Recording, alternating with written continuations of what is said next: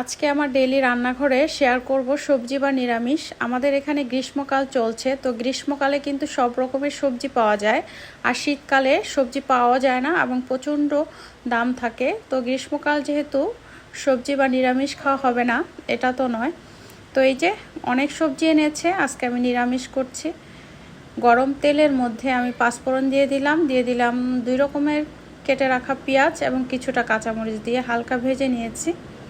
এবং সেই ভাজা পেঁয়াজের মধ্যে দিয়ে দিলাম আদা রসুন পেস্ট, সেটা কিছুটা ভুনে তারপর একটু পানি দিয়ে আবার দিয়ে দিলাম হলুদ গুঁড়া এবং ধনিয়া জিরা গুঁড়া। এটাতে আমি কিন্তু শুকনা মরিচ দেইনি, কারণ অনেকগুলো কাঁচামরিচ দিয়েছি, আর নিরামিষে শুকনা মরিচটা অ্যাভয়েড করাই ভালো। এই যে কষানো মশলার মধ্যে একটা তন্ন দিয়ে দিয়েছি। তন্ন মানে হচ্ছে কোটার রেডি করা মাছ, আমাদের এখানে পাওয়া যায়। তো সেটা দিয়ে ভুনে এর মধ্যে আমি দিয়ে দিলাম কেটে রাখা ধোয়া সেই সবজিগুলো। তো সেই সবজিগুলো ভালোভাবে মশলার সাথে মিশিয়ে নিব। মিশিয়ে যে ঢেকে দিলাম। আর তন্নটা দিলে স্বাদটা একটু বেড়ে যায়, আর বাচ্চারা কিন্তু এমনিতেই সবজি খেতে চায় না, সেক্ষেত্রে তন্নটা দিলে একটু টেস্ট বাড়ে। আমার বাচ্চাদের খাওয়ানোর জন্যই আমি দিয়েছি, যাতে ওরা সবজিটা খায়, পছন্দ করে।